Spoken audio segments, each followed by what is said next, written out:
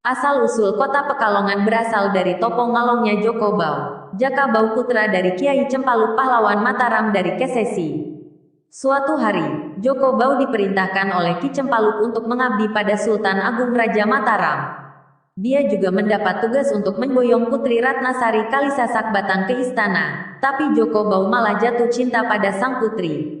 Karena tindakannya mencintai Putri Ratnasari, ia diberi hukuman untuk mengamankan daerah pesisir yang dibajak oleh Cina. Kemudian Joko Bau bersemedi di hutan Gambiran. Setelah lama ia bersemedi, akhirnya namanya berganti menjadi Bau Rekso.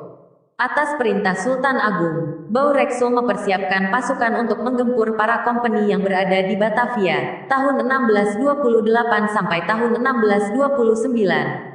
Namun, serangan itu mengalami kegagalan. Kemudian ia kembali ke hutan Gambiran untuk bertapa. Ngalong, artinya bergelantungan seperti kelelawar. Saat topo ngalong Joko Bau, Bau Rekso berlangsung, ia pernah sekali diganggu oleh Tan Kuijan atas perintah dari Mataram untuk menerima tugas. Dari nama asal topo ngalong inilah kemudian menjadi nama Pekalongan.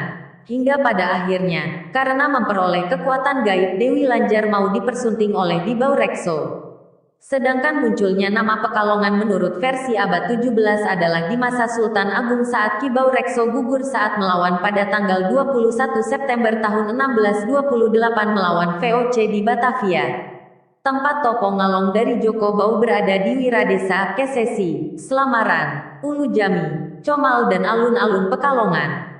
Ada banyak versi tentang asal-usul nama Pekalongan, mulai dari Kerajaan Kalingga, Kalang, Lego Kalong, kelelawar, dan sebagainya yang menurut masyarakat sekitar dibenarkan. Namun, terlepas dari hal itu, Pekalongan sudah menjadi kabupaten yang mampu mengharumkan namanya. Kabupaten kecil di Jawa Tengah ini terkenal dengan batik Pekalongan yang menjadi ciri khas dari Indonesia. Topo Ngalong, legenda menerangkan bahwa Pekalongan adalah dari Topo Ngalong, nya Joko Bau, Bau Rekso, yang dianggapnya pahlawan daerahnya kota Pekalongan yang kemudian menjadi pahlawan Mataram yang berasal dari Kesesi Kabupaten Pekalongan putra Kiai Cempaluk.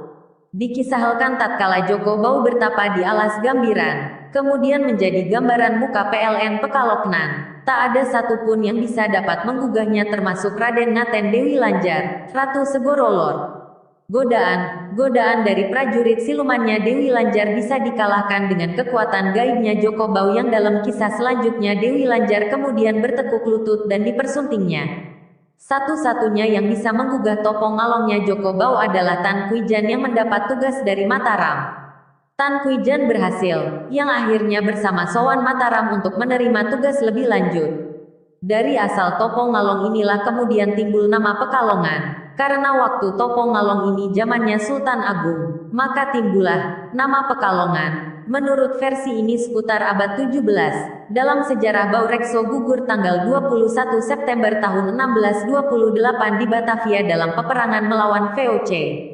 Versi topo ngalongnya Joko Bau ini berbeda tempat, ada yang menerangkan di Kesesi, Wiradesa dan ada yang terangkan di antara Ulu Jamu, Comal, Kesesi, di alun-alun Pekalongan, Slamaran, Kalingga. Sementara masyarakat Pekalongan beranggapan bahwa letak kerajaan Kalingga konon adalah di Desa Linggoasri Kecamatan Kajen Kabupaten Pekalongan yang sekarang. Dari Kalingga inilah kemudian dihubungkan dengan kata Kaling, Keling, Kalang, dan akhirnya menjadi Kalong. Dan dari kata Kalong kemudian timbullah nama Pekalongan. Karen kerajaan Kalingga di abad 6-7, maka timbulnya nama Pekalongan menurut versi ini seputar abad 6 SD 7. Kalong, Kelelawar, dari asal kata kalong, kelelawar, karena di Pekalongan dulunya banyak kelelawar, kalong, terutama di daerah Kesesi di mana asal mula Bau Rekso dilahirkan dari keluarga Kiai Cempaluk. Dalam versi yang sama, tempatnya lain, yakni dikisahkan di sepanjang kali Pekalongan, Kergon, di mana di sini dulunya di atas pohon selumpring banyak binatang kelelawarnya dan judelapan di atas randu gembiang, kandang panjang Kodia Pekalongan, yang banyak kelelawarnya dan merupakan tanda bagi kaum nelayan yang biasa dijadikan pedoman bahwa di situ adalah pantai, yang kemudian dinamakan Pekalongan. Ini pun terjadi seputar abad ke-17 zamannya Bau Rekso. Kalang, Pekalongan, ada yang menerangkan dari kata kalang dan kalang di sini pun sebenarnya ada beberapa pengertian yakni 1. Asal kata dari kalingga, keling dan kemudian kalang. 2. Kalang yang berarti hilir mudik. 3. Kalang berarti sama sejenis ikan laut cakalang. 4. Kalang yang berarti diasingkan ke, diselong. Di dalam satu cerita rakyat daerah Pekalongan ini bermula berupa hutan semak yang banyak setan, silumani dan tempat tersebut merupakan suatu tempat yang ditakuti oleh siapapun. Oleh Mataram kemudian tempat semacam ini dipergunakan untuk pembuangan sebagai hukuman bagi orang-orang yang membangkang pada Mataram ataupun yang dianggapnya membahayakan bagi Mataram sendiri. Di antaranya yang dikalang di sini menurut cerita adalah Baurekso yang tadinya putra Mataram.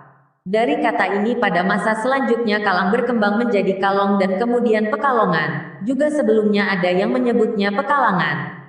Di samping itu kalang ada yang mengartikan gelanggang, sekelompok des.